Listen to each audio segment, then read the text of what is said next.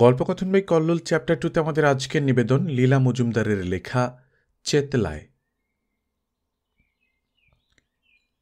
চেতলা, কালীঘাট, আদিগঙ্গা যতই পবিত্র স্থান হোক না কেন, ওসব জায়গা মোটে ভালো না।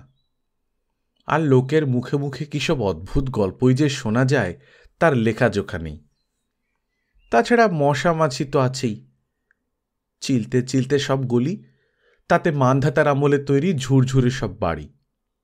তাই আবার প্রায় সব বাড়ি থেকে সব বাড়ির উঠোন দেখা যায়।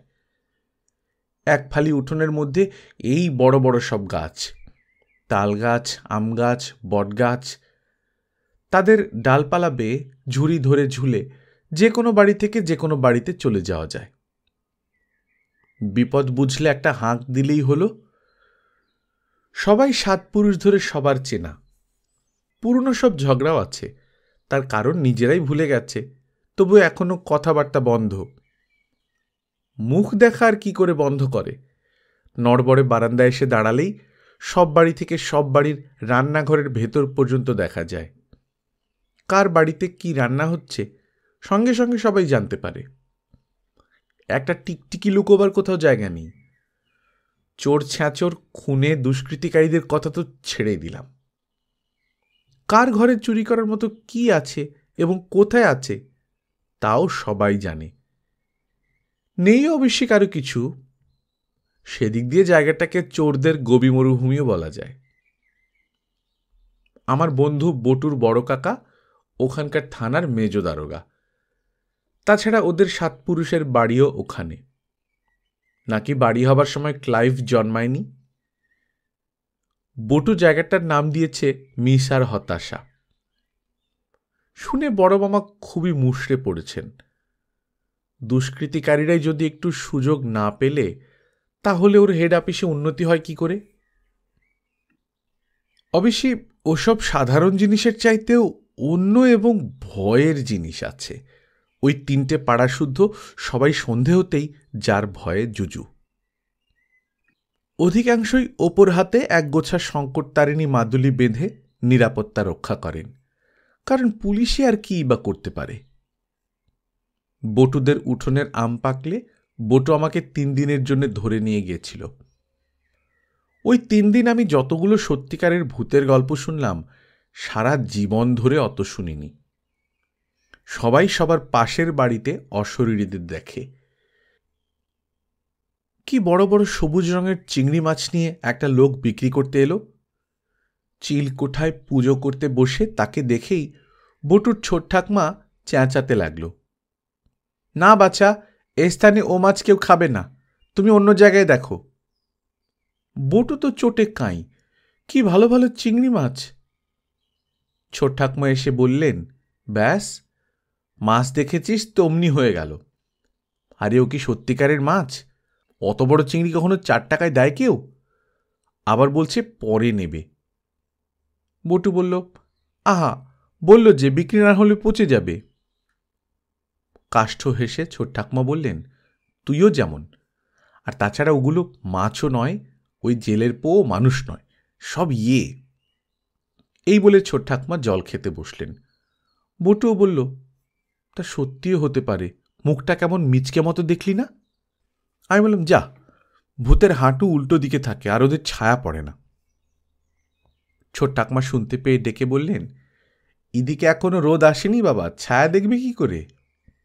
সে যাই হোক, আদিগঙ্গার বটগাছের তলায় যেন কখনো যাসনি, জায়গাটা ভালো নয়। গিজ গিজে সব বাড়ি। বটগাছ তলায় যেতে হলে সার্কাস করতে হয়, অথচ সেখানে নাকি কারা কাপড় কাচে, ঝগড়া করে, মাছ ধরে। ততক্ষণে সূর্য ডুবে গেছে। সামনের দোতলায় লটঘটে বারান্দায় দুজনে গল্প করছি। ছপ করে কি একটা পায়ের কাছে পড়ল, আর সে কি সুগন্ধ ভুরভুর করতে লাগল। তুলে দেখি কলা পাতায় মোড়া বড় বড় চিংড়ি মাছ ভাজা। নিচের দিকে চেয়ে দেখি সেই মিচকে লোকটা মিটমিট করে হাসছে। মোটা মোটা কান, নাকে মস্ত আঁচিল।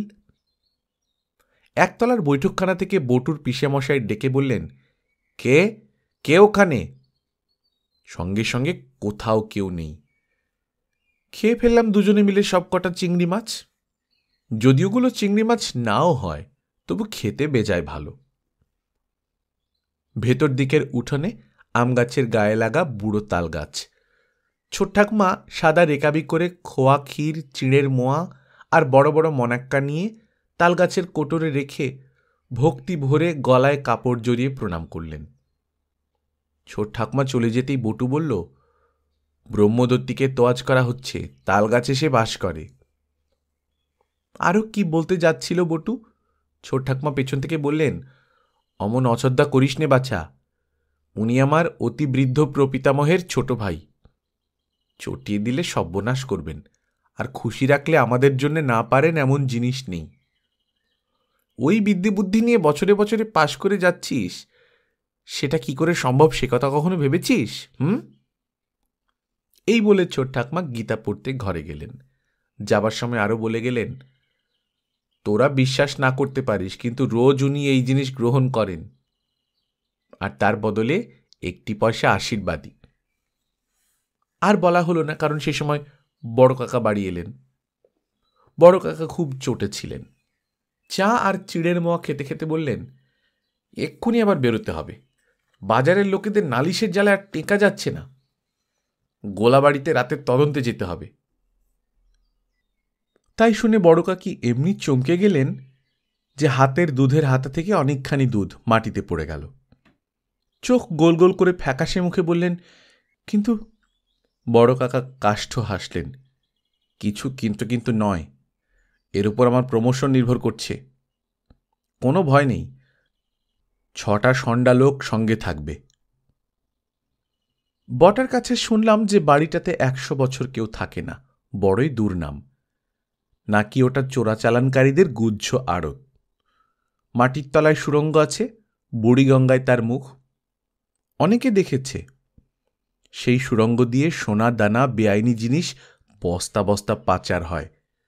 বাজারে নাকি ওদের চর ঘুরে বেড়ায়, কখনো জেলে সেজে, কখনো পুরুত ঠাকুর সেজে এটা ওটা কিনতে চায়, চা খেতে চায়, অচল পুরনো পয়সা দিয়ে দাম দিতে চায়। তা লোকে শুনবে কেন? দিয়েছে নালিশ করে। বড় কাকা বলেছিলেন, লোকটাকে ধরা যায় না, হুসপাস করে এখান দিয়ে ওখান দিয়ে গলে পালায়।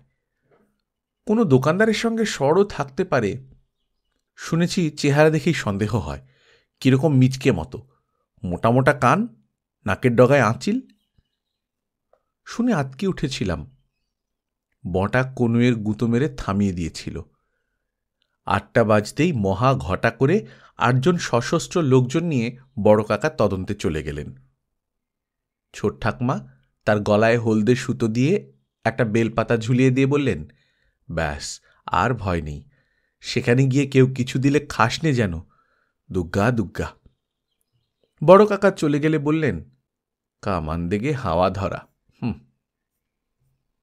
আমরা ছাদে গিয়ে বুড়িগঙ্গায় স্পষ্ট জোয়ার আসা দেখতে লাগলাম। বটু বলল, ওই গোলবাড়িটা আমার ঠাকুরদার অতিবৃদ্ধ প্রপিতামহের ছোট ভাই পেয়েছিল। ব্যাটা মহালক্ষ্মী ছাড়া ছিল, লেখাপড়া শেখেনি, কাজকর্ম করত না, খালি মাছ ধরার বাই ছিল, আর চীনে ব্যবসাদারদের কাছ থেকে চায়ের নেশা ধরেছিল। 2 দিনে বাড়ির সব ঝাড়বাতি, আসবাবপত্র, বাসনকুসন বেচে বুচে সাফ করে দিল। ওর বুড়িমা নাকি খুচরো পয়সা কুড়ি এমনি লুকিয়ে রেখে চোখ বুঝেছিলেন যে ব্যাটা সেসব খুঁজেই পায়নি। এখন ওটা কি খুঁজে বেড়ায়, তাই ও বাড়িতে কেউ রাত কাটায় না। সেইখানে গেছে বড় কাকা তদন্ত করতে। খুচরো টাকা কুড়ির বাক্সটা পেলে মন্দ হয় না। আমরাই তো ওর ওয়ারিশ। সে ব্যাটা তো বিয়েই করেনি। নাকি বৃষ্টি ছিল দেখতে, শুঁটকো, কালো, বড় বড় কান, চাকর চাকর চেহারা। গেঞ্জি গায়ে ঘাটে বসে অষ্টপ্রহর বুড়িগঙ্গায় মাছ ধরতে। কে ওখানে? খচমচ করে তালগাছ থেকে আমগাছ, আমগাছ থেকে নড়বড়ে বারান্দা কাঁপিয়ে মিচকে লোকটা হাসি হাসি মুখ করে উঠে এসে নাকের ফুটো ফুলিয়ে ফোঁস ফোঁস করে নিঃশ্বাস নিয়ে বলল, চা চা গন্ধ পাচ্ছি মনে হচ্ছে।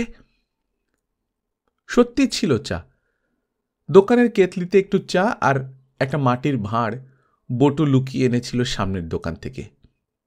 নিচে নামাতেও হয়নি, ওদের ছোকরা তেঁতুল গাছে চড়ে হাত বাড়িয়ে দিয়েছিল রোজকার মতো। চাপে লোকটা আহ্লাদে আটখানা। মিচকে মুখ যেন স্বাদ ভাঁজ হয়ে গেল। বললাম, পেঁয়াজি খাবে নাকি? জিভ কেটে বলল, হ্যাঁ, ছি ছি, ও নাম করবেন না। আমার বরাদ্দ রোজকার মতো খেয়ে এসেছি। চিড়ের মোয়া, খোয়া ক্ষীর, মেওয়া। বটা আর আমি ওর দিকে তাকালাম, কিছু বললাম না। মিচকে লোকটি বলল, পড়াকর্তা আমাদের ওখানে এমন হাঁকডাক লাগিয়েছেন যে টিকতে না পেরে ওনার এখানে গা ঢাকা দিতে এসেছি। দেখো দাদা, তালগাছের মুড়োয় তোমাদের জন্য একটা দ্রব্যি রেখে গেলাম। আমি বাড়ি চলে যাচ্ছি, সেখানে মা অমৃতি বানায়। বটু ব্যস্ত হয়ে বলল, কেন চলে যাবে? এখানে বুঝি খেতে পাও না?